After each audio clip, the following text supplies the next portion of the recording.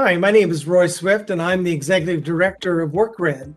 In this video series today, we're going to be discussing workforce credentials and how they relate to the standardization community.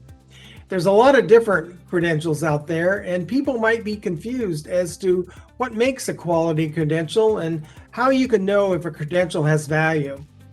There are many standards that support the credentialing community.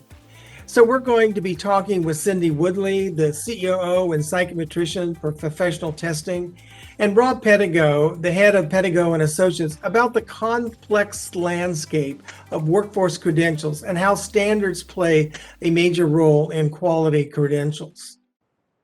Well, I'm just going to start by saying, we hear a lot about standards these days, and the standards, are part of our everyday life. But Cindy, what are standards?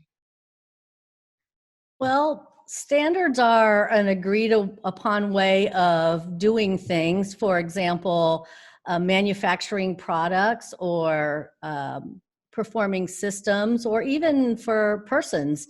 And standards can also be thought of as a document, a consensus-based document that says, this is how we're going to do something. This is how we're going to develop the product.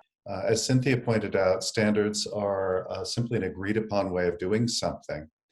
And that's particularly important because this agreed upon way of doing something usually reflects something like a best practice. It's one of the reasons why organizations like the International Standards Organization and the American National Standards Institute in the United States wind up being parties to standards that appear on everything from the sides of garbage cans to make sure that they're appropriately manufactured to standard, or certification exams. Let me put a little piece in about ANSI. ANSI wasn't and isn't a standards development organization itself. It doesn't develop standards, but ANSI as a body ensures that the standards development process is open and transparent and involves all the appropriate stakeholders. They will actually acknowledge a standards development organization that is doing things the correct way. And that standard developed by a standards development organization can become an American national standard. ANSI will determine it can become an American national standard, but in order to do that, it had to have met the process that ensures that all of the right people developed the standard, and it wasn't developed in a whole the way a poor standard is developed. So that's ANSI's role, not as a standard development organization itself, but as a body that ensures that standards that are developed are done correctly. And there are standards that support that process that have been validated by the standards community. And that's probably an important element to be considered, is that there are national standards, international standards, association standards, professional standards, product standards. And so one has to look beyond whether a standard is done in isolation or by an individual or something like that. I was going to add that you can imagine how important standards are, particularly in the time that we're in now with COVID-19. Imagine if we didn't have standards that talked about best practices for the manufacturing of personal protective equipment like masks and like hand sanitizers, or best practices in how to protect ourselves, how physicians who are working with the very ill can protect themselves from catching or obtaining COVID-19. So standards describe what we should do in order to protect ourselves and to protect the public in everything that we do, as Rob said. Right, and how is that different from regulation? So Rob, do you want to answer that? Let me take a crack, and I have no doubt that together we're gonna achieve the best possible answer.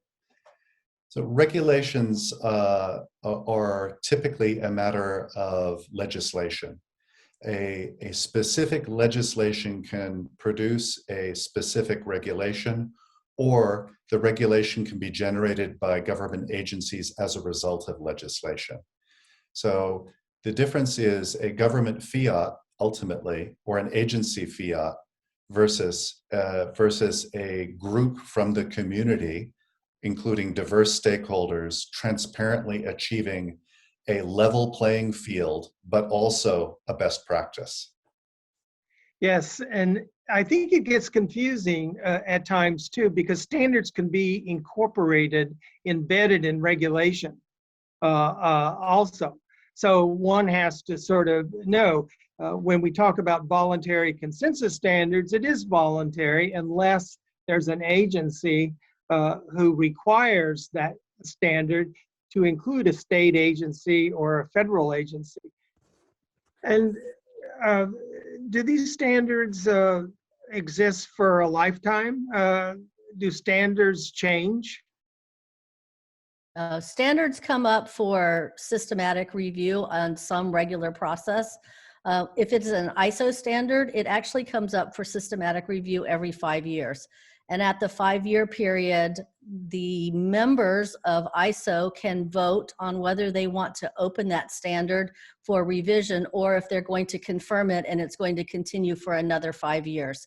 Different standards setting bodies have different timeframes for how often the standard is revised. I mentioned the Joint Council Standards for Educational and Psychological Testing. That one does not get revised every 5 years, but it does get revised on a regular basis because, as we know, technology changes, practices change, new science comes along like online proctoring, and that necessitates opening up a standard and adding new clauses and deleting outdated clauses. And we can also say that the standards recognize that the material being tested changes on a regular basis and require, as part of those standards, typically to keep it updated and keep it current so that the credential that is represented actually means something. And sometimes standards, certainly the general statement of the standard doesn't change so much as the requirements underneath the standard sometimes, which gives more flexibility. Are standards minimum? Is that the minimum that one, or can there be standards of quality or excellence, actually?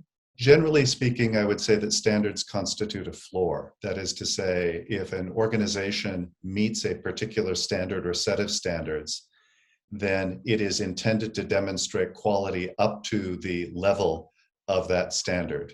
It does not necessarily mean that an organization cannot exceed that specific point of quality that's represented at the standard. And indeed, many organizations do exceed it. Yeah, I don't think I would add anything to that. I would totally agree. Although, standards can be at different levels. We can have best practice standards that maybe go above the floor, but ultimately what we're looking for is the minimum requirements for that person, for that product, for that system to allow the public and stakeholders to feel confident in whatever that object of conformity is.